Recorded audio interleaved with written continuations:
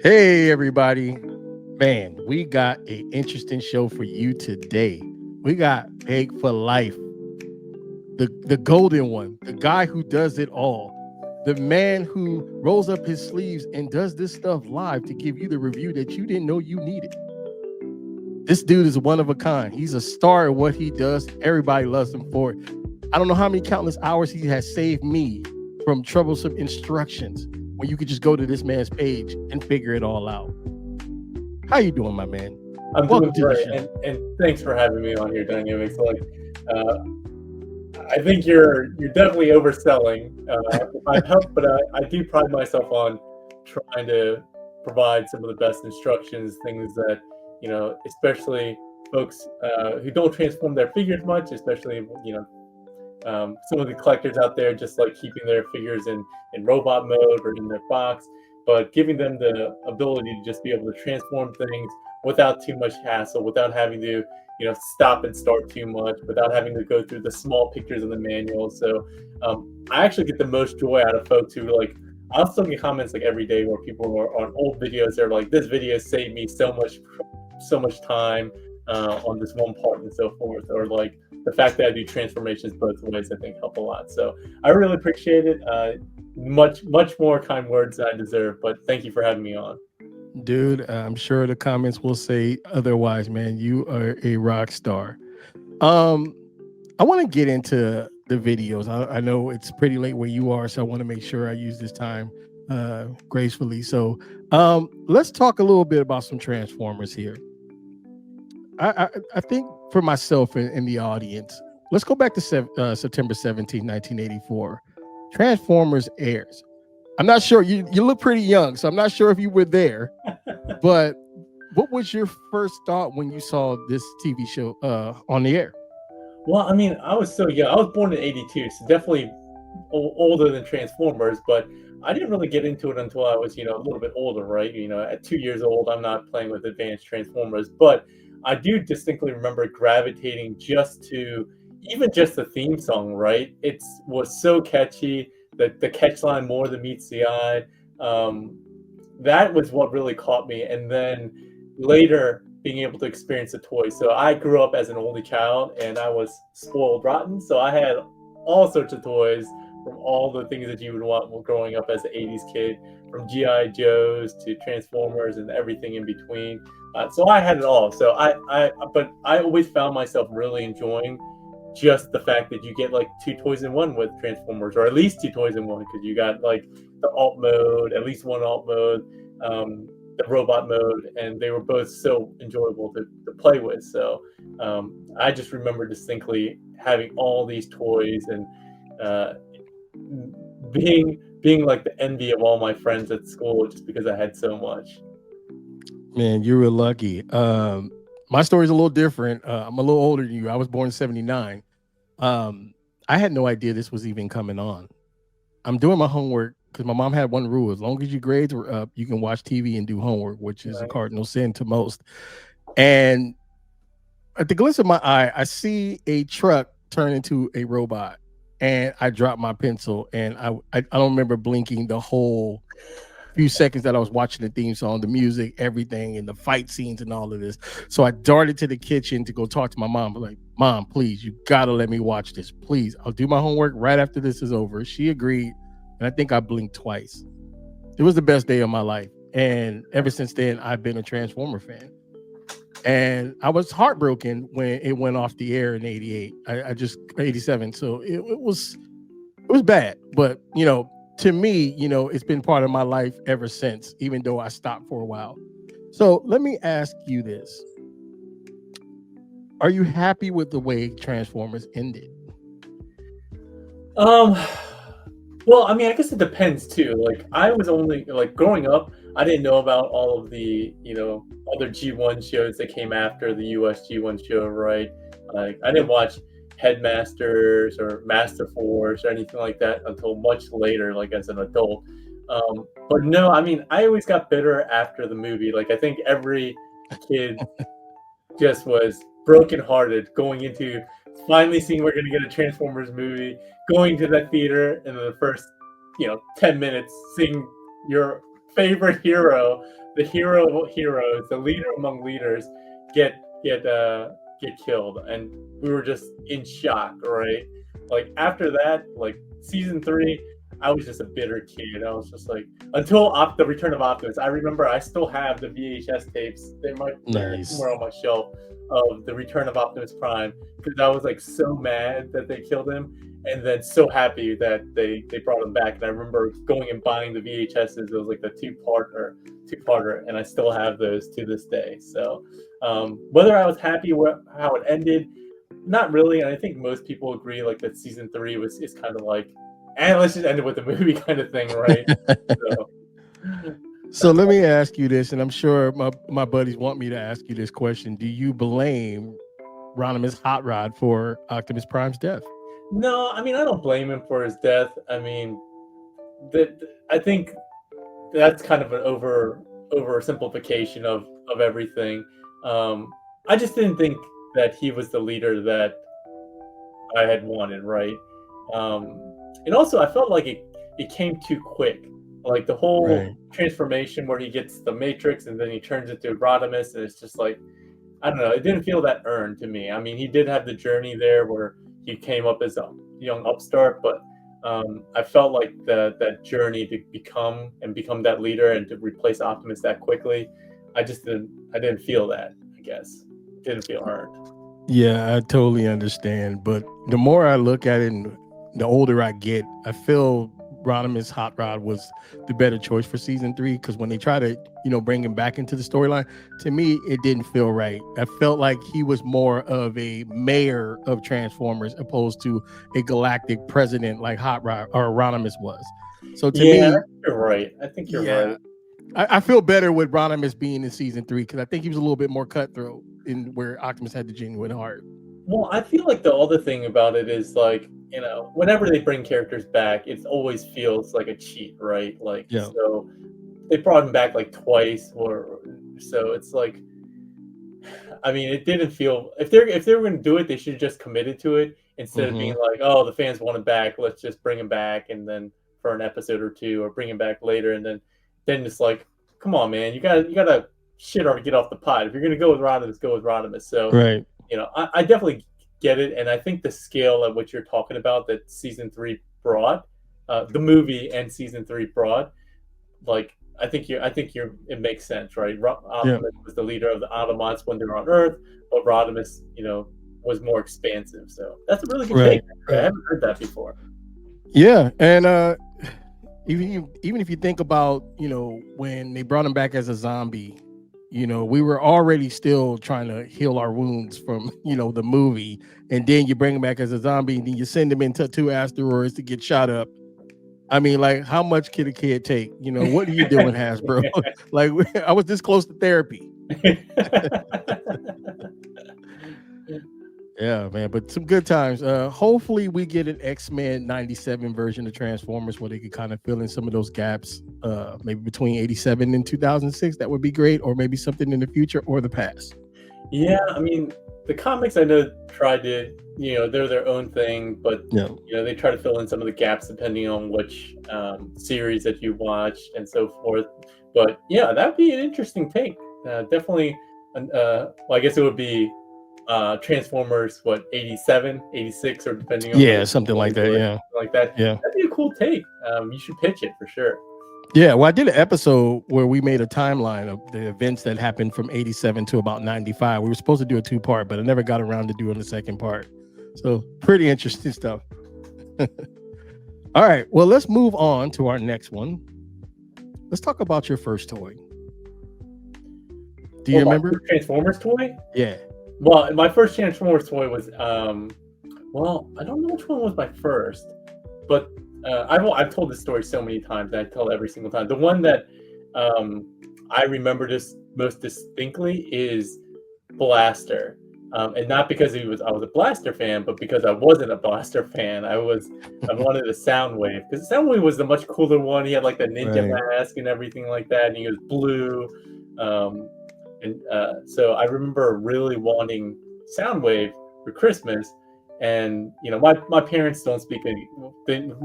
My parents are immigrants, Mhm. so I was born in the U.S., but they were still still new to the country, still new to English. And so, as a kid, I said, oh, I wanted the Transformers, the one that transformed into the tape. And so, they went out shopping for it. And then Christmas morning, I got it and I opened it up so excitedly, and it was Blaster, and it like ripped my Oh, heart out. And as the spoiled kid, as I said I was so unappreciative. And like looking back on it, I should have been like thankful that I still got a Transformers toy, and Blaster was still cool. But I just remember being like that spoiled crap kid that you see on like YouTube that's like, this is not what I wanted kind of thing. So that's the one. That's probably not my first, but that's my first distinct memory of a specific figure as a kid. yeah. Well, at least you got that, because my father, I don't know what the hell he brought home. These wasn't even Transformers. They were like converters or something, some off-brand. And those vehicles were never even in the show. It was like a Mazda or, a Pacer or something, just Yeah. something just really obscure. I mean, I know my dad, it was two of us growing up, but, he did what he could. But, at that point in time, some of those toys were very expensive. And so, yeah, we got a lot of GoBots growing up, which I Mhm. hated them. And I would have loved to have gotten Blaster. So, Yeah. Yeah. yeah, See, that's what I said. Unappreciative little spoiled pig as a kid. hey, I mean, I was a single kid myself for a little bit. I'm sure I probably was just as spoiled until my brother came in '82. So, is there anything on this list other than Soundwave that you could see within this little toy spectrum here that you would love to have picked up back when you were a child? uh, well, here, let me zoom in on it. But I already told you I was a spoiled kid, so Yeah. I have Fort Max. I still have my G1 Fort Max in storage right now. I have it's missing a lot of pieces, but it still has the head, but it's missing a lot of the accessories. So I had that. I had all the headmasters. I had Skylinks. I had Computron. Jesus. I had Metroplex. I had Superion. I had Defense. I think the only ones that I might not have had on this list are maybe Punch, Counterpunch, and then I think the monster bots are at the I bottom. had the Monster, but I had at least I had at least no, I'm pretty sure I had all of those. I think the only ones I might not have had on here are Punch, Counterpunch, Rekar, Rodimus. Yeah, I'm pretty sure I had all of these. That is crazy. Like for me, I had Roll Bar from the Throttle Bots. I believe that was one of my earliest ones, and then Dirge, which I lost the arms in the back of my uncle's car, and my uncle sold the car like right after that, so I never got the arms back. Oh So man. yeah, so this is why today I've gotten probably over 200 figures now, because I didn't get all the stuff as a kid. Yeah. Yeah, my parents made us share Voltron. That's how bad it was. This, Yeah. right, this is why I'm a vehicle guy. I love the vehicles better because there were more pieces to play with. Yeah. Yeah. Yeah, but that's great stuff, man.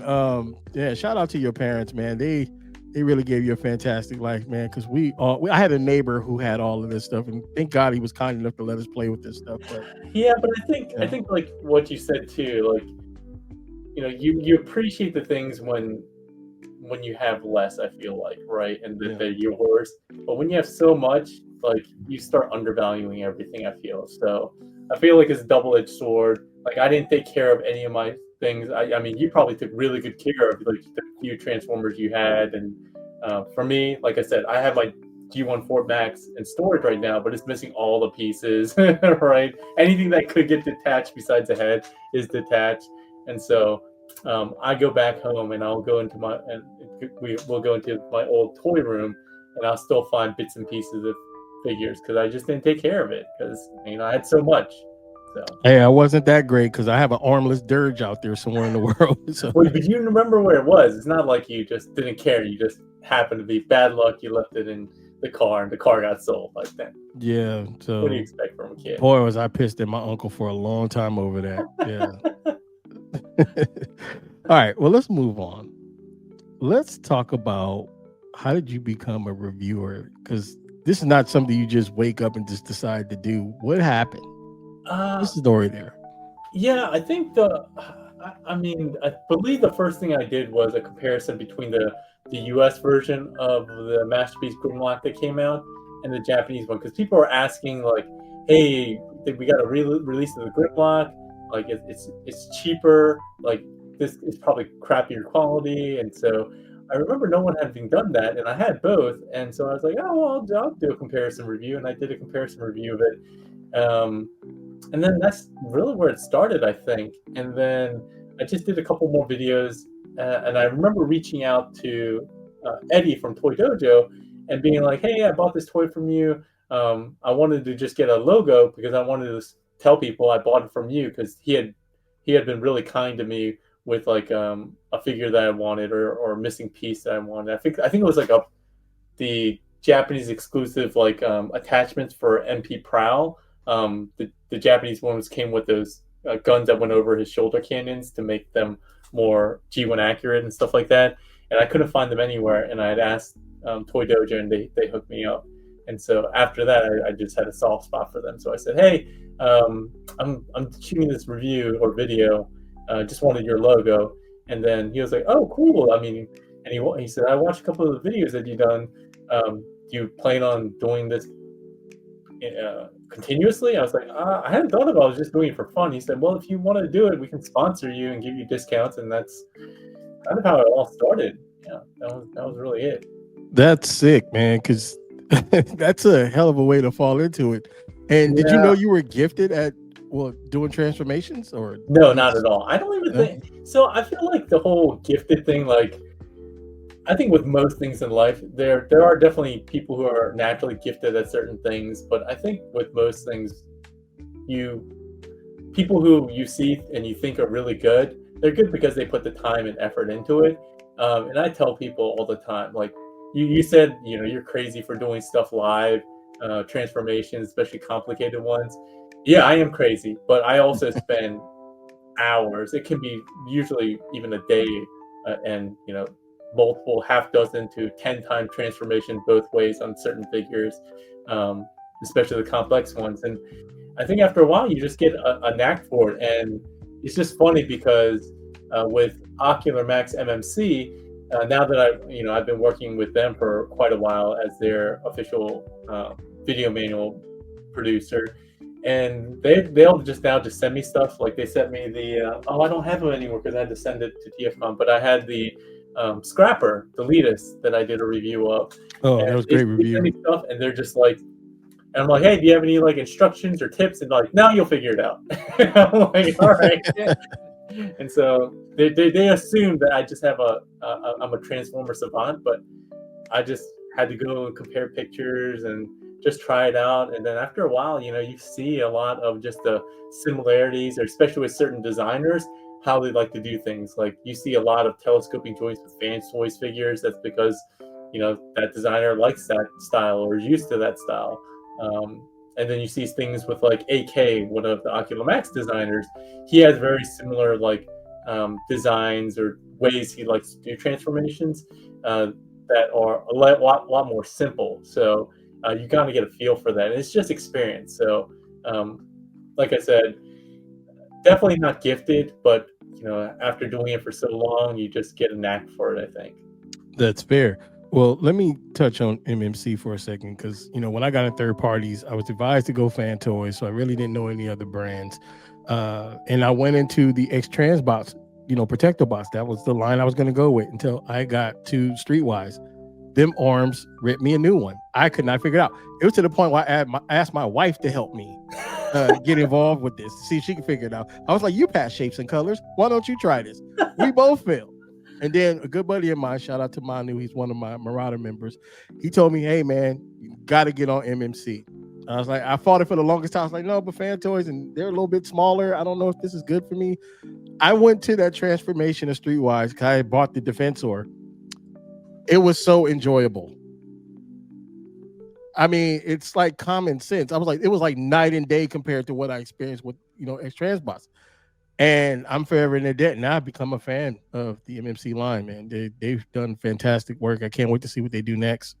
Yeah, I think that's the thing I really enjoyed, and I mentioned it in my live stream of Deletus, but they literally sent that to me, and within 20 minutes, I had figured out how to get it from robot mode into leg mode, like 95%, and that was like no instructions. All I was doing was referencing the renders on TFW 2005, and Mm-hmm. then after that, like 10 minutes after that, I got it from leg mode into um, alt mode. And it was just because it was so intuitive. And again, I have a history of knowing how AK likes to design things, and well, not just AK, but the team over there likes to design things, and they are very, very purposeful in what they like to do. Right? I think that's one of the things that people who gravitate towards certain companies, they just have a real strong alignment with their philosophy of toy making. Right? Like Fans Toys is like, I want this to feel like super solid, well, very beautiful paint, very heroic look, just looking like awesome as a figure on your shelf. And I can appreciate that. I love that too. But other people like you and me, like you said, we really appreciate also the engineering and the enjoyment of being able to transform figures, right? Not it being a chore or, oh man, I'm never going to transform this figure ever again in my life because it was such a pain kind of thing, right? So, and then X Transbots is kind of somewhere in between. Like, I think one of the things that X Transbots that I really loved um, about their team and their designer, especially for the X Transbots line, was they had really, really accurate alt modes, right? So if you're a car person, like TM Reviews, he's a big car guy. He collects them because he loves how accurate their alt modes are, right? They're beautiful, but they give up on the way. They sacrifice enjoyment of the transformation or even like the quality of the figure. So it's kind of like, for me, kind of a three cornered triangle kind of project management. You got budget, schedule, and scope kind of thing. For us, for Transformers, it's like aesthetics, transformation, and accuracy, or alt modes, kind of like that, right? Like you kind of have to juggle that around. It's very rare that you can get all three of those in that holy triforce or trinity. Right. Well, it follows the triple changer rules. One of them are going to suffer. Yeah. Exactly. That is so true. Before we move on, let's just take a minute to have the audience know where to find you on YouTube. And there's his QR code right there on the top. So please follow for reviews. If you're having trouble with certain figures, there may be a video for you there. And I'm sure he answers questions when he can. Just be polite and just make sure you describe your issue, and maybe he can help you. No, I appreciate that. Yeah. I mean, I think one of the challenges that I have, though, and I've been struggling with, is doing live is never as smooth as obviously recording and editing. And the videos are much longer. Like, live streams are just so much longer because they're not edited out or anything like that. So I feel like some people like that and some people hate that, because like when I made the conscious decision to go to live streams versus traditional filming and editing, like I lost a lot of viewers. They're like, your videos are too long now, or they're not as smooth. Like, I don't have time to watch this. I unsubscribe. And I'm like, I totally appreciate that, right? I'm no longer what you really wanted. There's other people out there that are going to do it better. So, but I've personally had to make that change because I really love doing the live streams and the interactions. And also it saves me a lot of time editing, which I'm terrible at editing. For sure. To me, it's a $200+ figure. I don't care if your video was 5 hours long. If that's what it takes, because some of these figures, you make the wrong move, there's a snap. Because my skydive, I snapped the shoulder, but I was still able to get him in leg mode, so he's still there. But if I ever want to separate them, I got to buy a new skydive. So I was impatient and I put too much brute force into it, snap. So it is what it is. So patience is virtue. I mean, or watch it another day after the recording is done. I don't think you should abandon, but all you're trying to do is just assist. So if that's a crime, then I probably don't even want you as a viewer. All right, let's move on. I want to talk to you about Marauder. Now, I was this close to giving up on this figure, and I was going to buy the DX9 version, and I didn't realize how perfect you had to be with Motor Master to get them into the chest.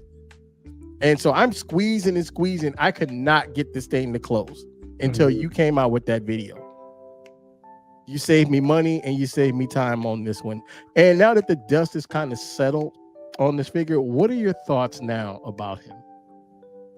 So as an entire combiner, or like what, or Just overall, are you seeing new gripes with the figure? Have you untransformed them again? Or no, no, I think he's one of the most enjoyable. So one of my viewers actually created one of those tier makers for Fans Toys figures, Mhm. and I still have it up because I had done it, I had started, and I still had it up. It's been like a week, and Marauder is one of 5 that I have on the S tier for Fans Toys figures. So out of the, I don't even remember how many there are. There looks like there's like 40 figures on this tier maker list that I have up. The Marauder combined mode was one of the S tier ones that I had, one of the few S tier ones. So um, I really I really enjoy the look and thought process that they put into the combined mode. Like the fact that it took so long to come out, I can see why, right?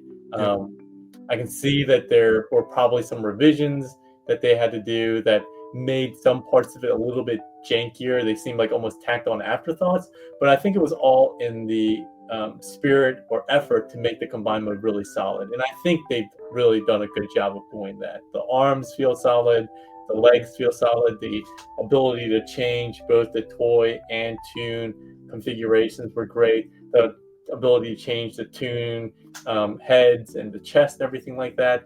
I mean, I thought it was really, really great to have. Obviously, it does a lot of parts forming to do that, but as a combined mode, I really enjoy it. As the base mode, I'm like, why would you even bother doing this, right? It's wasted effort.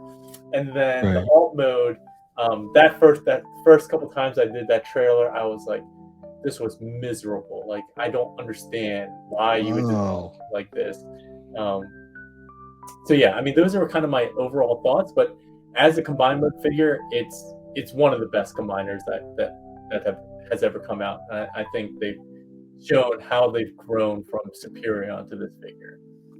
So one thing I did add in the Marauder exchange is a overall scoring of going through the process opposed to the finished product. I talked super mess about this figure because I could not get him to combine. And once I got it there, I fell in love. Everything that me and this figure been through didn't even matter. So once you get him there, it's a totally different experience. And I'm forever grateful for this figure. Although I prefer the cars on the front of the shin opposed to having them in the back. I think they look great Isn't on that the front. crazy? No, no. I'm a loyalist to the tune, so I don't have Same mine here. displayed that way. But I 100% think it looks better. Like that kind of mixed, where the car's on the front, but you still have the cartoon Yep. upper body and stuff like that. I think that looks the best for sure. Yeah, it gives it a little bit more seasoning. Yeah. A lot of Well, and I people think have some one thing issues. that I wanted to touch on Sorry. was like, Yeah. I think you said, the journey of getting there. And that's also why I'm so meticulous when I describe my transformations. Like, I'll stick on a point very meticulously. Like, you need to have this in this position. And I'll go back to it and I'll say, if not, it's not going to fit. I said the same thing with Ironhide's arms, right? I'm like, the official transformation or video doesn't show the shoulder joints positioned in the right way so that you can actually get enough clearance to be able to close the front. And I think that's one of the things that companies should be doing a much better job at. Like, Mm-hmm. it's hard to communicate in the manual because it's so small, you have limited space. But in a video like that, it's hard to be forgiving of that because you're saying Right. that this is the official way, and either you didn't give your reviewer or instruction manual creator enough information to make that accurate, right? So Right. like that, I think you're potentially pointing people to an instruction manual that could damage or really damage their enjoyment of the figure, right? Because again, Right. you said you loved it once you got it in there into combined mode, but the experience there was lackluster. But if you had a really good manual that made that process a lot easier, like if you had seen mine first, you said, "Oh, he explained all the things that were giving me a challenge." If you had gotten that from the get-go, your experience and your grading of that experience would probably have been vastly different, right? Right. Well, it's definitely once you get it there, it's a 94 for me. Yeah, But that process of getting it there, even getting the torso to sit on the legs, I felt was a bit challenging because I was doing it wrong. And yeah, so yeah. when I watched how you did it, when you slid it into the waist, and then snapped it on from left to right, made total sense, and it popped right on. Yeah, and because of the way the tabs come up, like if you did the tabs first and then tried to get um the connections in second, like it was fighting with itself, right? If you did it Right. that way, you would get one side in and then you get the other side and it would pop out. So yeah, stuff Yep. like that, right? Um, yeah. And that was the same thing I had with air raid, because you know how you have to tuck the toes when you're trying to put the foot on Oh air yeah, yeah. raid. I left the toes out and there's more room. It pops right on. Oh, really? Yeah, I was Yeah. struggling with that too. I was like, oh, it was so Yeah. annoying getting one side in, and you were like, especially with fan choice figures, you're like, you don't want to force anything because then you're Right. scratching up the beautiful paint and stuff like that. Right. Um, but Yeah, yeah, because I was watching TMR do it and he got it, but it looked like it was trouble. So I was like, damn, how the hell are we supposed to get this on? It looks like there's enough clearance. So I said, let me just untap the toes. There's more than enough room and you can't even tell. Yeah, whenever you get a free moment, take a look, unfold those toes, it'll pop right in. Well, I don't have Superion because as a whole, I didn't like the set individually.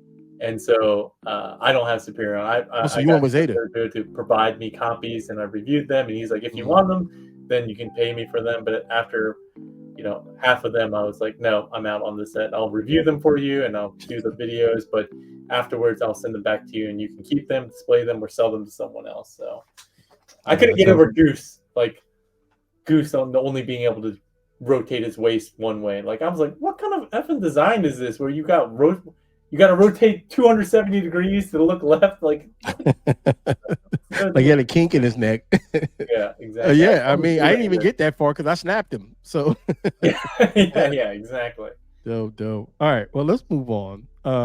This is kind of to piggyback off this topic here, and I want to talk to you about 3D kits. And Ages 3 is 0, where obviously they make one main bot that doesn't transform.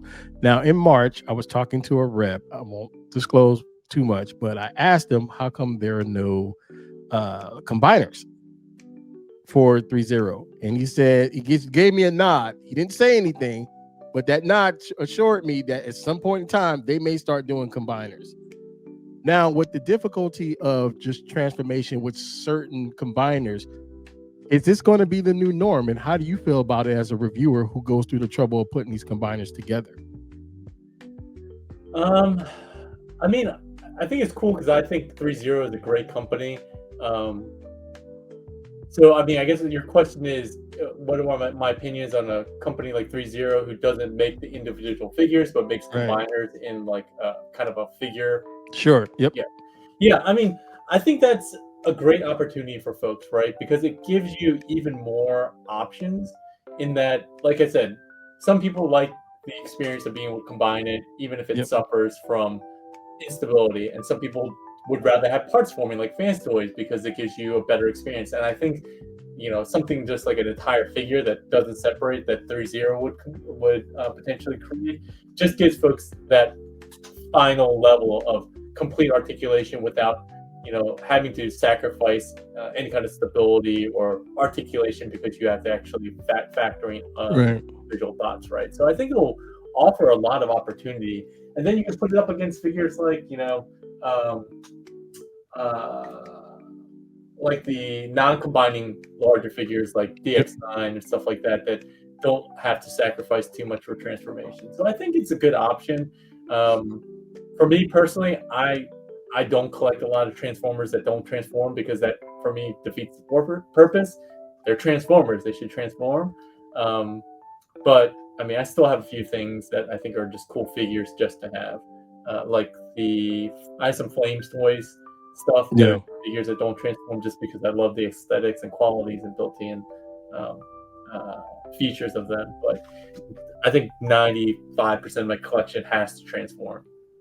No, I feel that, and that's how I feel about some of these, kits, 3D kits. A lot of people are starting to use. Now, I will say this one looks better to me than the Aerial Bot one. It looks more realistic to me, but I personally wouldn't use the kits. But these kits are coming; they're getting better. Could you see yourself? Is that the one for Fans Toys? Yeah, that's the that's one that Kim Reviews did, right? I watched the review on that, and I thought it was really good. This is the QQ one, right? No? Yeah.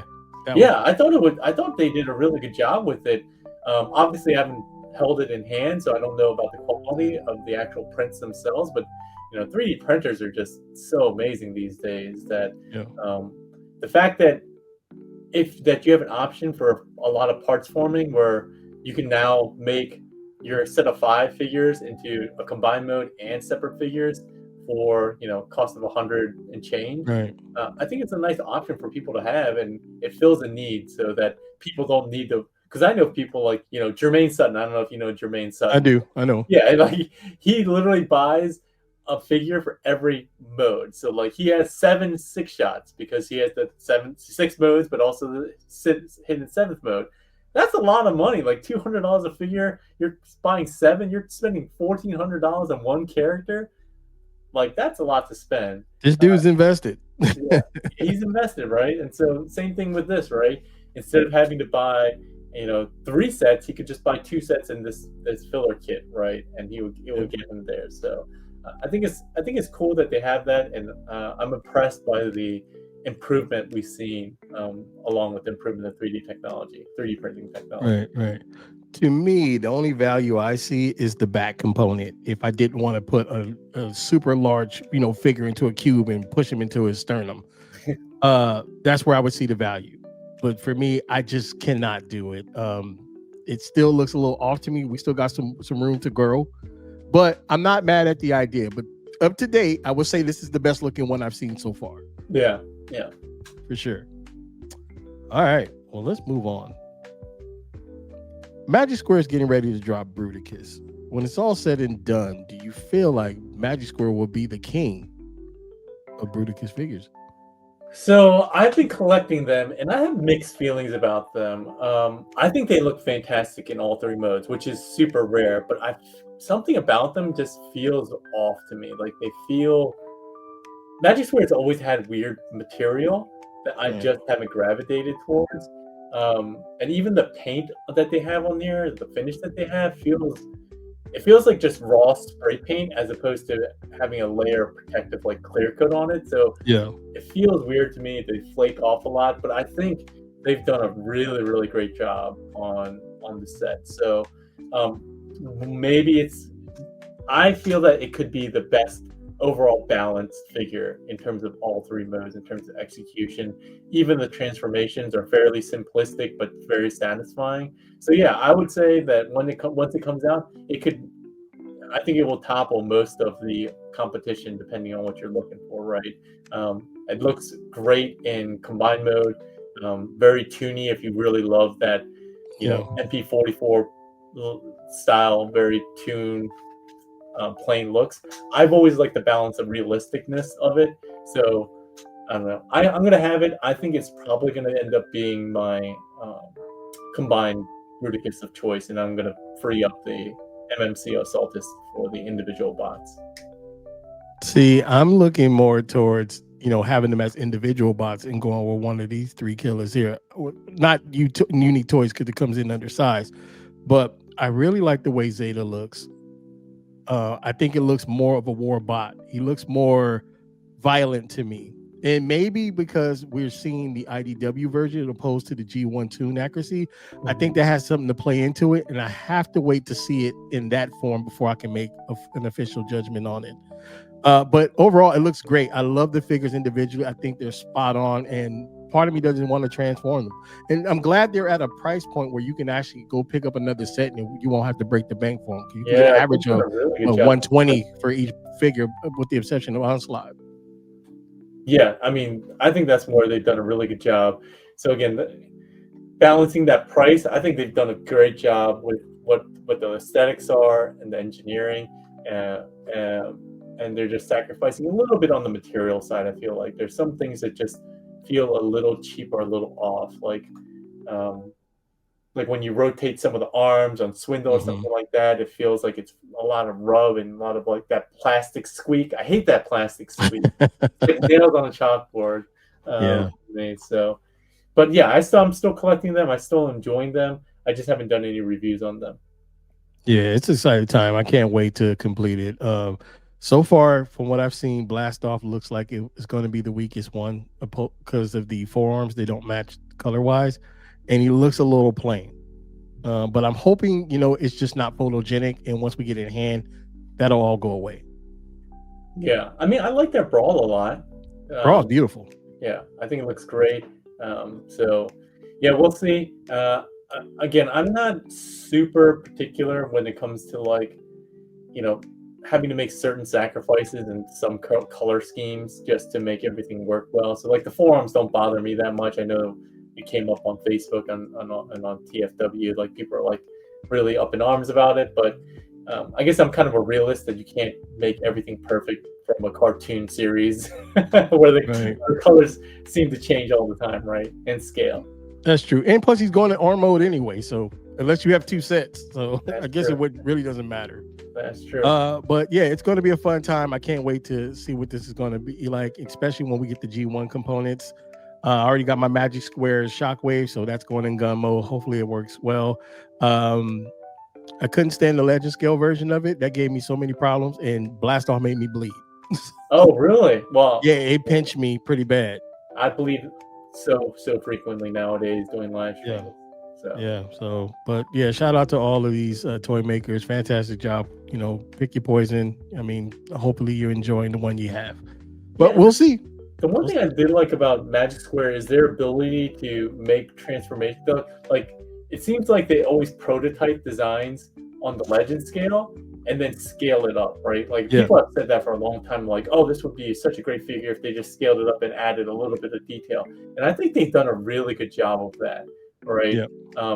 They've done that with the Legends Combaticons, and now they're going to the NP. They did that with like their Optimus Prime. They did the Legend scale, and then they did release a couple versions of Masterpiece scale too. Like I think they've really done a good job of using the Legend scale as a prototype for a Masterpiece scale in terms of overall engineering, transformation, and aesthetics. If you were a betting man, what's the next combiner for Magic Square? What do you think they would do? Well, they've done Devastator, they've done Bruticus. They haven't done Superion, right? No. They done the Stunnicons. Yes. They've done Stunnicons. Yeah, so it's got to be Superion, right? Like as much as I would love them to do like a Computron, because Computron's always like the redhead just stepchild of combiners. Yeah. It feels like. Although I always would love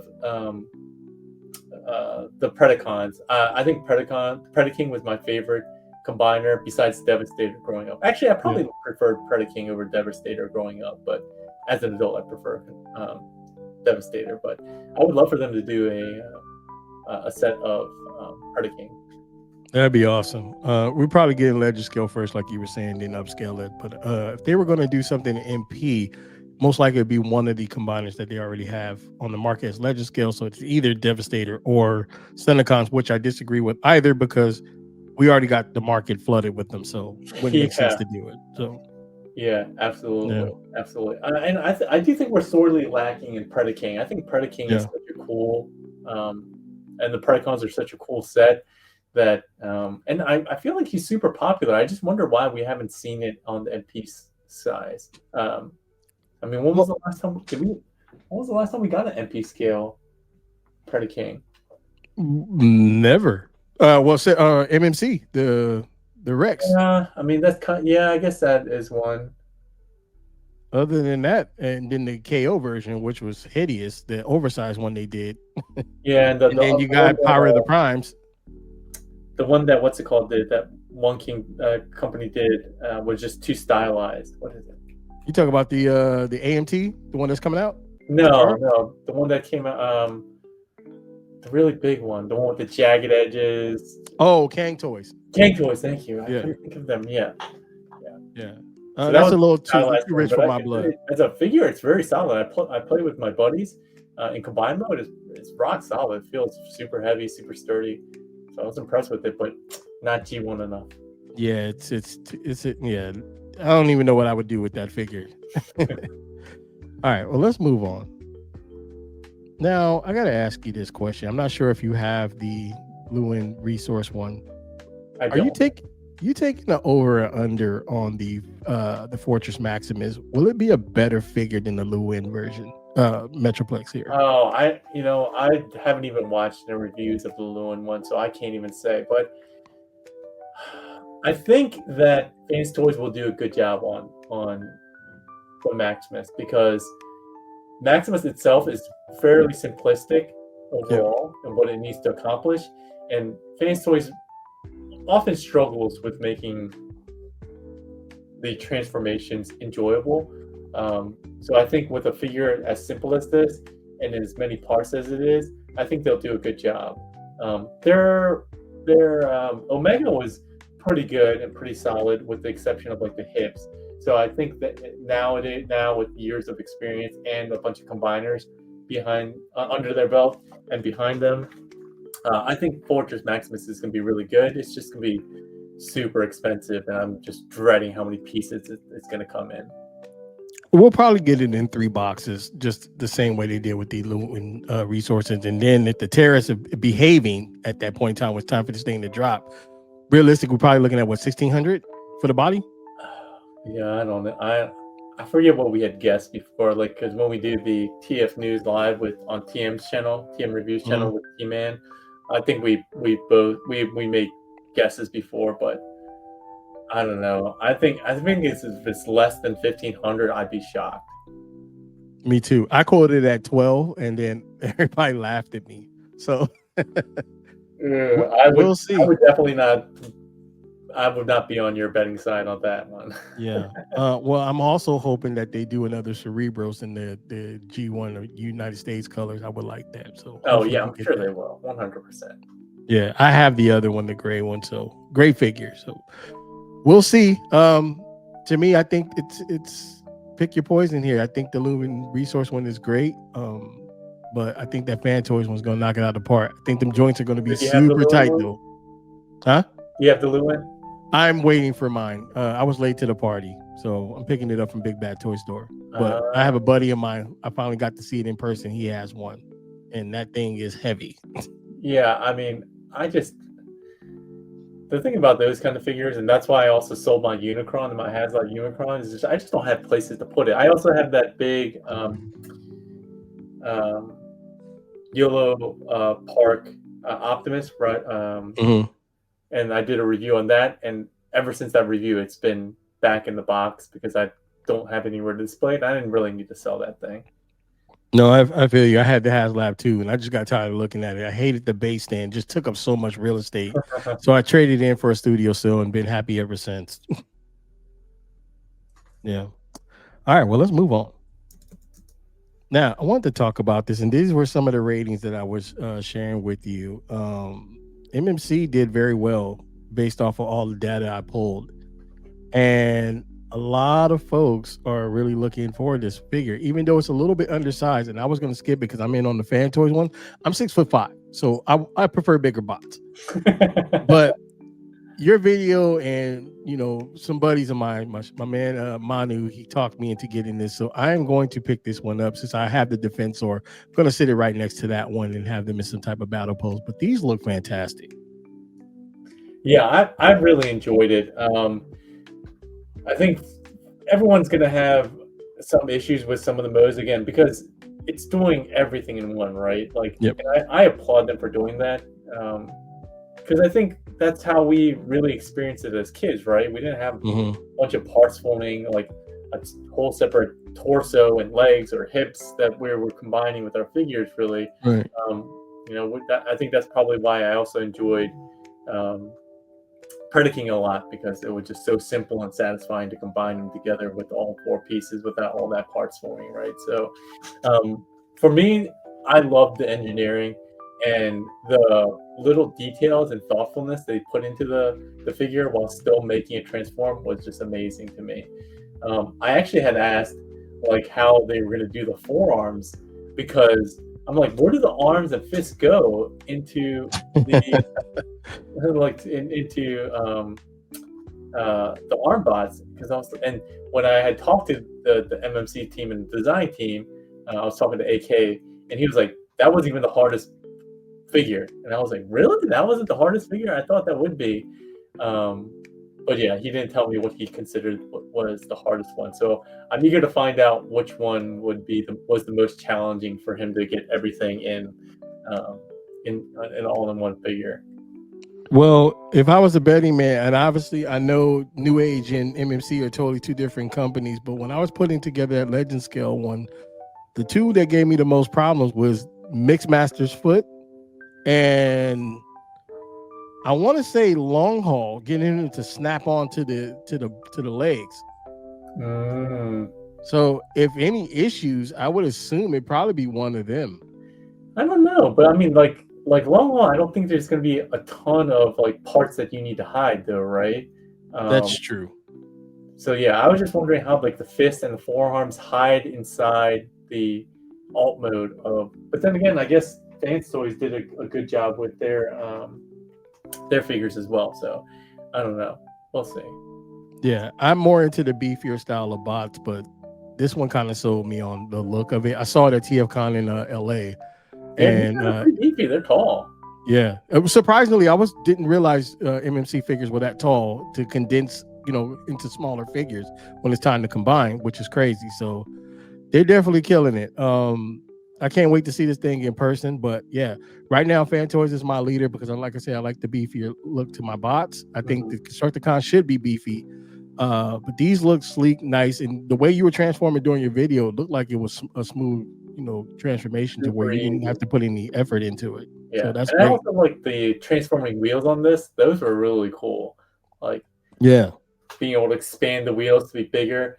And again, I think that's one of the things that the engineers at Ocular Max, they're not afraid to try new things. Like even with the blades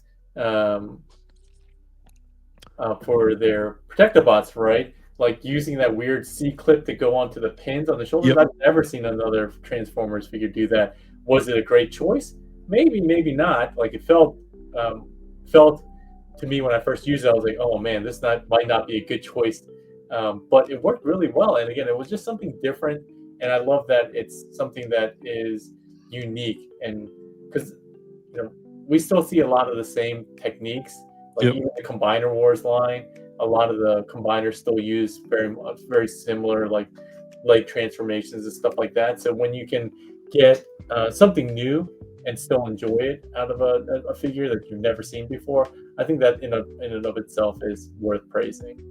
Yeah, by far the easiest helicopter I've ever transformed. In my opinion, there's no such thing as an easy helicopter. It's one of the worst designs to ever do, and I don't care who the company is, but for some reason that was a really smooth transition. The feet gave me the most problem trying to get those to lock in. Other than that, I was good. Yeah, I had the problem because again, I didn't have instructions, and trying to figure out how the legs collapsed into the body of the helicopter took me a couple of days to figure it out because they couldn't tell me how it worked exactly, and I was like, how does this work? So yeah, that one was really complex to figure out on my own. Yeah, that's wild. All right. Well, shout out to MMC. Great job on this. Can't wait to get mines in hand. I'll definitely, hopefully, see them at TFCon. If some representatives around, definitely say hi.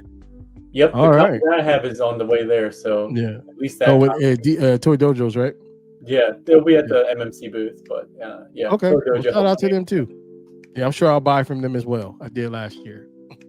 All right.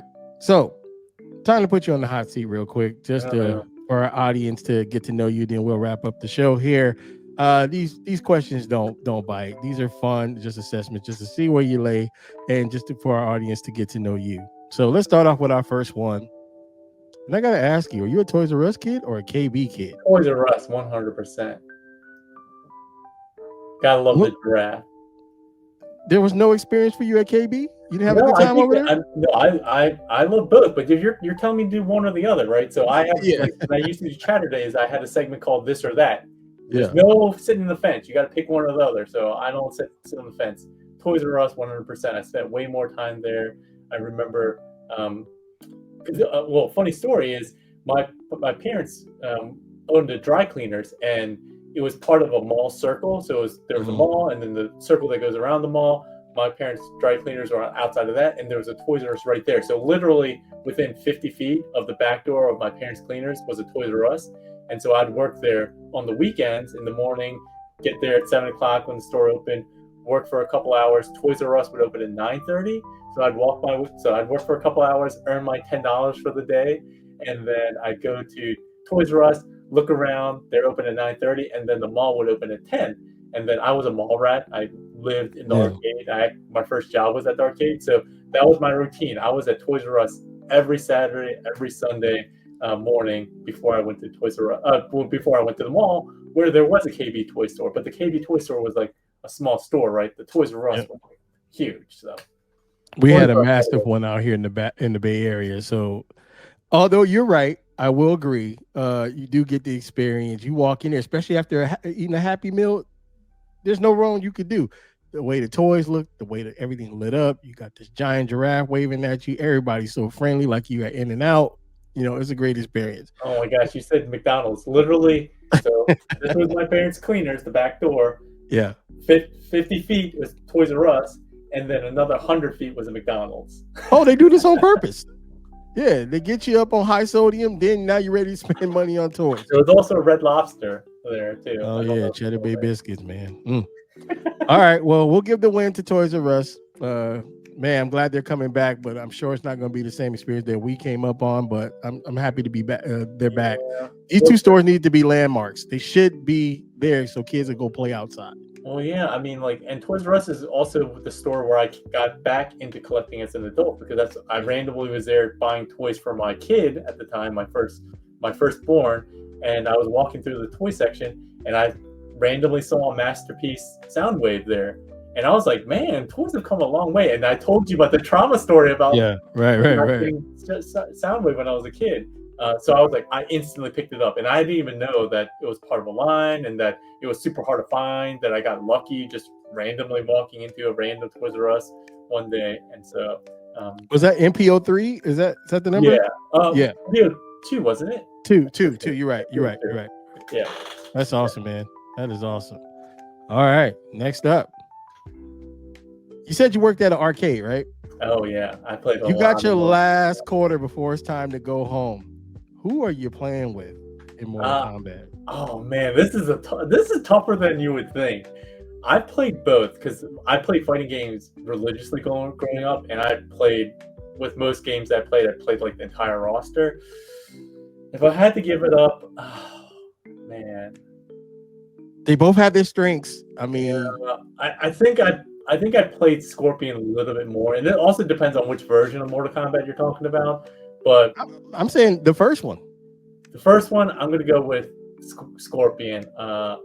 One, because I was younger at that time, and doing his fatality was much easier. You just had to do block up. I still remember that, and 3 ups. That was way easier, as opposed to I think like forward down forward with Sub-Zero. I don't remember that. Was it forward down forward back? I don't think there was a back in there, but you could be right. I don't know. Yeah. It's been a long time, but so Scorpion. I also like this teleport. And come on, the iconic get over here. Like Sub-Zero doesn't have anything like that. Right. I mean, these were the two best characters you could play in the game. I think as the series went on, I think they leveled Sub-Zero up to where he had some really cool powers. Where he had the hammer, and then he could like freeze a copy of himself, a silhouette of himself back up, and you fall into him. Remember in Mortal Kombat 3, he unmasked himself, and he was he was like a white dude with like a scar. Like I'm like, if he had that scar on his face, how come we couldn't see it for the past 2 games where he threw his mask? I was like, no, that's when. So that's why I said it definitely depends on the first. Well, let's go to Mortal Kombat 3, because to me that's probably one of the most underrated Mortal Kombats of all time. When I love introduced combos. Downgrade for Sub-Zero. Come on, that was a downgrade for Sub-Zero. Yeah. Striker was awesome. That was one of my favorites. Striker. I was pretty good with him. Yeah. So grenades and that Billy Club, man. I was seeing people with him on that. All right, so we're gonna give it the win to Scorpion on this one. There are no losers because they're both great characters. All right. Mask or Voltron? Voltron. Really? 100%. 100%. Are you a Lions guy? Or are you? Yes, I don't have any mask figure. Oh, well, I did have a couple mask figures growing up, but I've never collected any as a kid, and I've had Voltron through my entire life. I have a bunch of them here now. Love the Netflix version too, like Voltron all the way. He's King of the Lion. That's awesome.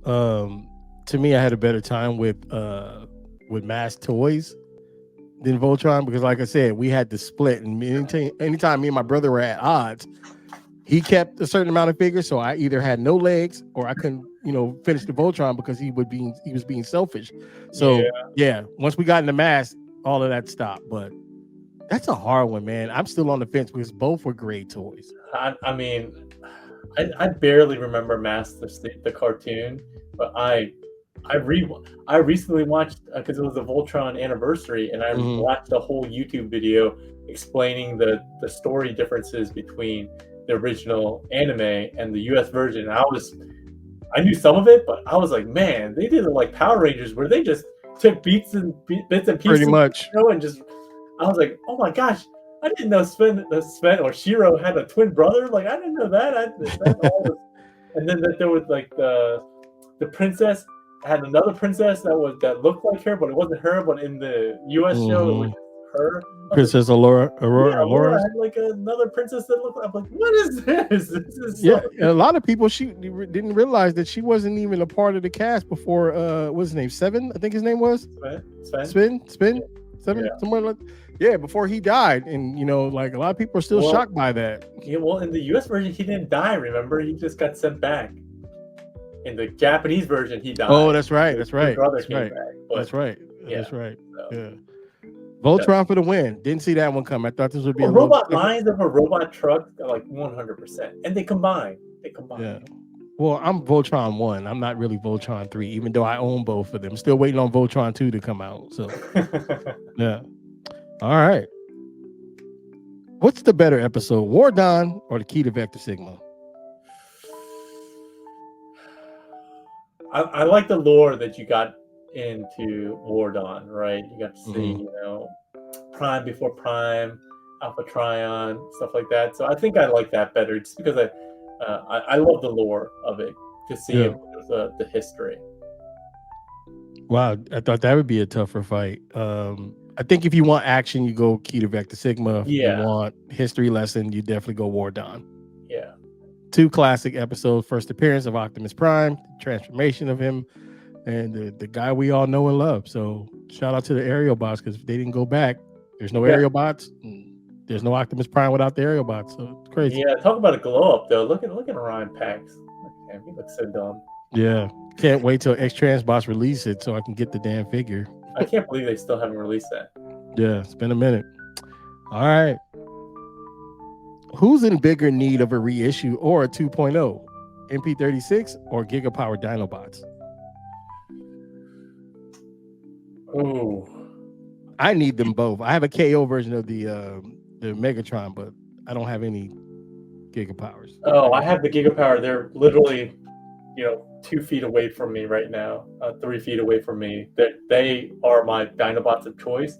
I love them just because of, and I got the shiny version, the metallic version, the chrome version, which I think looked fantastic. So, I think MP36 was cool, but I think they can do better. I think the fact that there have been so many extra figures that released since then that have done a really good job with Megatron.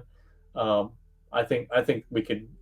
I don't want to ask for a version 3.0 of a Megatron, Master Race Megatron, but I think we did. I think we need one more than just a whole re-scope, a whole new brand new one. Yeah, and I didn't like the lankiness that MP44 and MP36 have. Like they didn't look like the big bulky leaders that strong leaders. They look too lanky for me. And even Shockwave, like that whole series of 3 or 4 that came out in a row, I was like, why does Shockwave look like a bitch? Like, I don't even have the MP Shockwave in my display case. I have Quake Blast. Where's my Quake Blast? Oh, here he is right here. I have the Quake Blast, which is the reshell kind of the Fans Toys version. It's like the exact same transformation, but Do you have? Who? That's a KO. So I got into a lot of heat and debate about this one. So this is basically Fans Toys engineering, completely the same engineering, like 100%. It does the backpack the same way. All the transformations exactly the same. It's basically just a reshell, but another company did it, and it was called Cloud9. I think it was Cloud9. I need that. But I mean, this is old. It looks good. That looks fantastic. Yeah, so this is still my favorite one. But yeah, I'm with like you. I like the bulkier design. They don't need to always be super heroic, but yeah, our leaders, the main guys who are supposed to be the big strong ones, I just don't look how thin his legs are. He looks too dainty for me. So new MP Megatron. I would love another one. Yeah, that would be fantastic. Obviously, I would be happy with either one because I do prefer the Gigapower over the Fan Toys. That's what I have, and I'm not too happy with them. I think the Gigapower blows them out of the water. If there's ever a chance that they ever re-release these, I'm all over it. Yeah, I'm not selling mine anytime soon. I wouldn't, and hopefully do the weathered one because I'm getting more into weathered bots. So I really like the weathered look. I'm kind of on the fence of getting that Toy War Devastator. TF Source has one. Oh my god! Little price, but I kind of want it. Come on, you're already getting both the Fans Toys and Ocular Max ones. Just hold off, man. Just wait for the finish. Yeah, I think you're right. All right, I got a trade for you. So I call you up. Well, I'll say I email you because I don't have your phone number, but I email you one day and I say, hey, man, you have this figure. I need it. I got the regular one, but I want the red tint. Is there a trade out there that I could offer you to make this deal happen? I mean, there's always a trade. I mean, what are you throwing on top, right? That's the question. All right. Here's what I got for you. Brand new inbox Galvatron 2.0 for your downshift chase variant. Do we have a deal? Ooh. This is actually harder than I gotta call me back. Oh, dang. I mean, I think so I'm not super obsessed with the red windows. Like for me, I like the black windows, the tinted out windows, like that you would see on a real car. So I think I'd go with this trade. I already have a Sovereign, but if I didn't have one, I think I would trade up for the Sovereign 2.0. Because then I'd get so just a straight up trade, or you. You're allowed to alter the trade. Well, I didn't know that Sovereign was on top of the normal version of that one. Oh no, this is a 1v1. If you're not comfortable with that trade, then do I need to sweeten the pot? What do I need to do to make this deal? This is a fair trade. I think this is a fair trade. I think you're greedy to ask for more. The variant is cool, but at least for me, because I actually prefer the black tinted windows, I think I'd make the trade. Because I think it's cool with this chase figure, but for me, it doesn't add any value for it to have the red windows. Which is surprising because I did a couple of data runs on as far as pricing, and nobody's either selling it or it's pretty firm at 140. Yeah, I don't think most people would.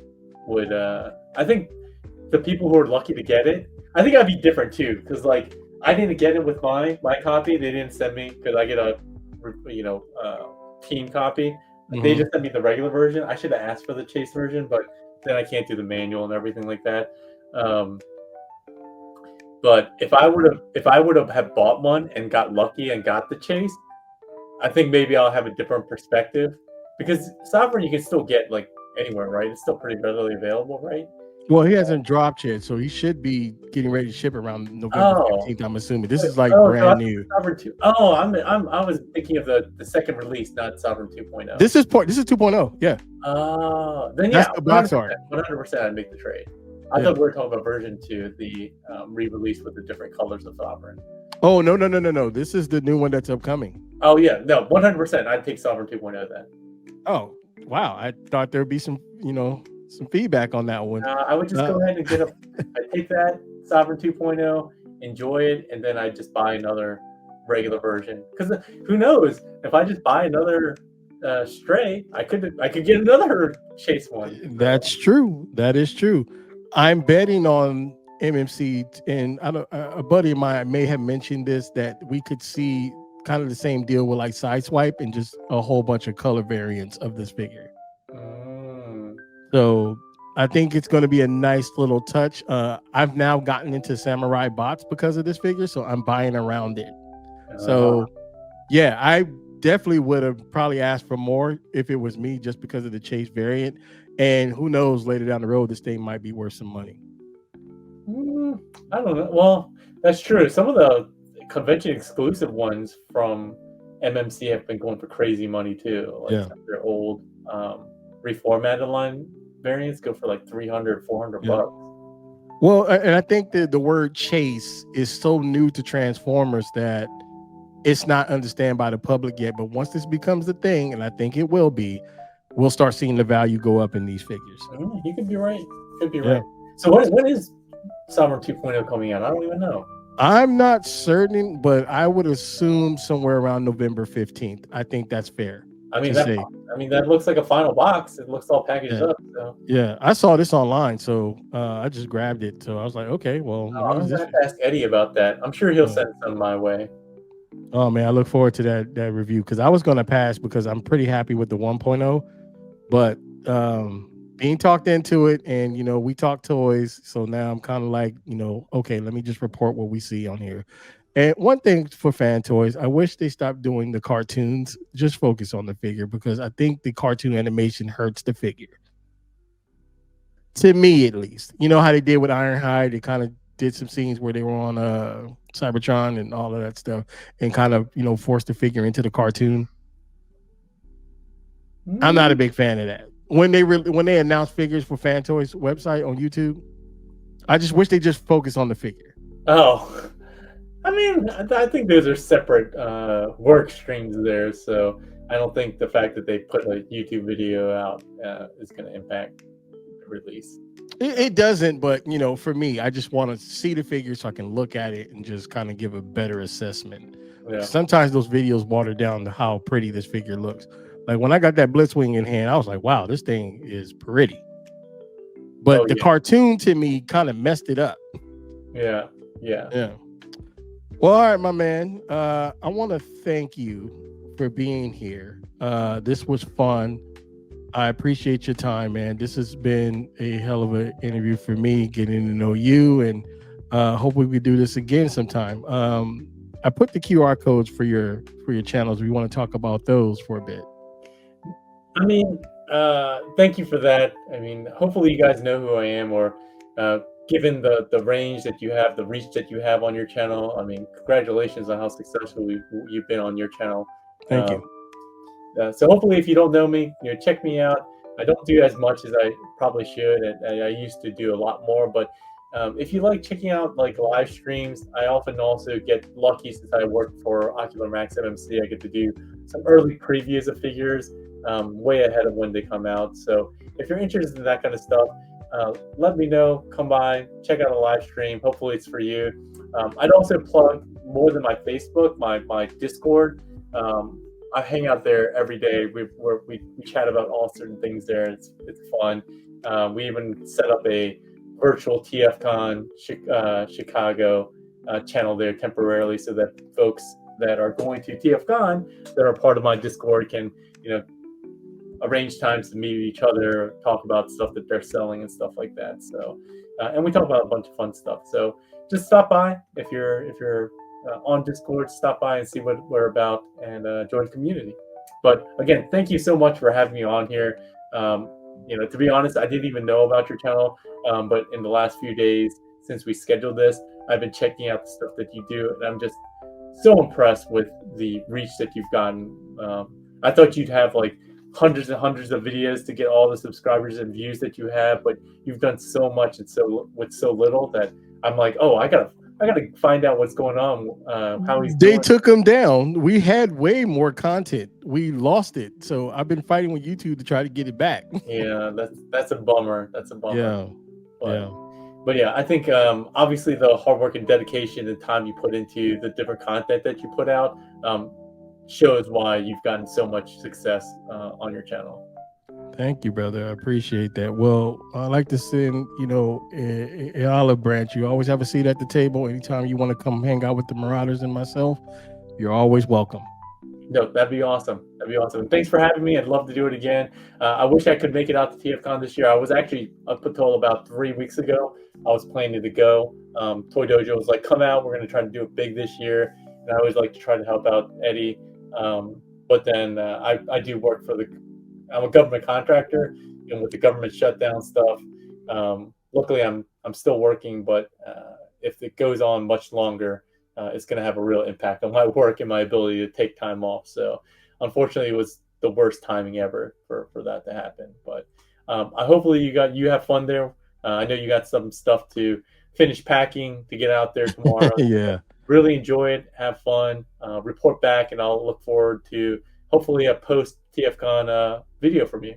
Oh yeah, we're definitely gonna be talking about what we see and what I bought and all that good stuff. I'm trying to go to at least 2 to 3 a year, if possible. Woo-hoo. 2 for sure.